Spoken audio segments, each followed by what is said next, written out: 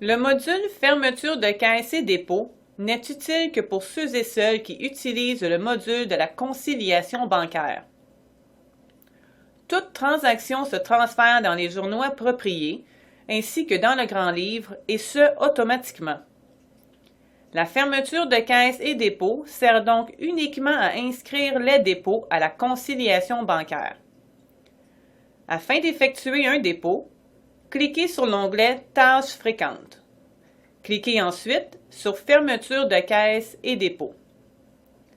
L'écran est divisé en deux parties, soit la partie du haut et la partie du bas.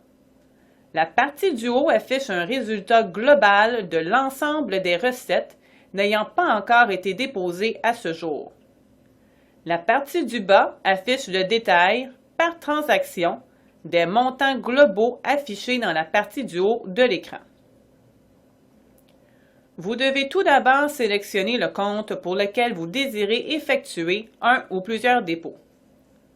Pour ce faire, cliquez sur la flèche au côté du champ intitulé « Sélectionner la banque concernée » située dans le coin gauche au haut de l'écran et cliquez sur la banque de votre choix. En ce qui a trait au champ intitulé « Sélectionner la période concernée », il vous offre la possibilité de réduire la période afin d'isoler les transactions d'une journée, d'une semaine ou d'un mois en particulier. La toute première étape est de sélectionner les éléments à déposer. Pour ce faire, cliquez sur le bouton ayant l'apparence d'un cercle rouge avec un X à l'intérieur afin de retirer tous les crochets de la colonne intitulée « Cocher les perceptions à déposer » située dans la partie du bas de l'écran. Cochez une à une les transactions que vous désirez inclure à votre dépôt. Lorsque les transactions désirées ont toutes été cochées, le montant total de votre dépôt s'affiche au côté du champ intitulé « Inscrire votre dépôt réel ».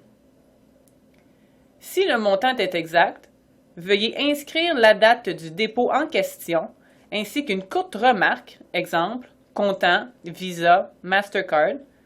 Lorsque terminé, cliquez sur le bouton « Enregistrer le dépôt ». Une fenêtre de confirmation s'affiche. Veuillez cliquer sur le bouton « Oui » afin de valider. Si le montant du dépôt affiché à l'écran n'est pas le montant de votre dépôt réel en main, veuillez inscrire le montant de votre dépôt réel en main. À titre d'exemple, le montant du dépôt dans l'exemple ci-haut indique 1164,49 en argent comptant. Le montant réel en main que vous déposez à la banque est de 1160 $. Vous devez inscrire la somme de 1160 $ à l'écran.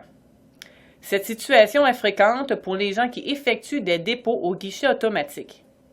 La différence de 4,49 $ ira se loger dans le compte du grand livre 59 999 déficit de caisse. Il est également primordial de ne pas déposer de transactions provenant de mois différents dans un seul et unique dépôt. La situation suivante est un exemple parfait de ce qu'il ne faut pas faire. Vous remarquerez qu'il y a deux transactions datées du 31 janvier 2015, soit une recette de 635,44 et une autre de 329,5, ainsi qu'une transaction datée du 3 février 2015 au montant de 200 $. Dans l'exemple ci-dessous, l'ensemble des transactions est déposé en date du 3 février 2015. On se retrouve donc avec des transactions du mois de janvier 2015 déposées en février 2015. Le dépôt en question causera ainsi un débalancement au niveau de la conciliation bancaire. La bonne façon de procéder est de faire deux dépôts, l'un en date du 31 janvier 2015 et un second en date du 3 février 2015, de façon à ne pas mélanger les mois. Prenez note que même si le dépôt du 31 janvier 2015 de 964,49 ne figure pas sur votre relevé bancaire du mois de janvier 2015, il ne causera pas de débalancement à la conciliation bancaire pour autant. Laissez simplement le dépôt en circulation. Vous pourrez ainsi cocher le dépôt de 964,49 ainsi que celui de 200 $ lors de votre conciliation bancaire du mois de février 2015. Une autre particularité au dépôt sont les déboursés comptants. Les déboursés comptants sont en fait les factures fournisseurs qui ont été payées dans le mode de déboursé comptant. La logique veut que les déboursés comptants se soustraient des perceptions comptant de vos clients. À titre d'exemple, si vous avez reçu de la part de vos clients une somme totalisant 500 $ en argent comptant et que vous avez déboursé une somme de 50 $ en argent comptant afin de payer l'essence dans l'une de vos voitures de courtoisie, le total comptant de la journée sera donc de 450 $. Vous devez porter une attention toute particulière à vos déboursés comptants lorsque vous effectuez un dépôt autre qu'en argent comptant. Dans l'exemple suivant, vous apercevez un dépôt de carte de crédit Visa. Le dépôt est constitué de deux recettes au montant de 417 $ et 20 $. L'addition de ces deux montants correspond à une somme de 437 $. Pourtant, lorsque vous regardez le montant à déposer, c'est une somme de 387 $ qui est affichée. La raison est que le déboursé comptant de 50 $ pour l'achat d'essence s'est soustrait de vos recettes Visa.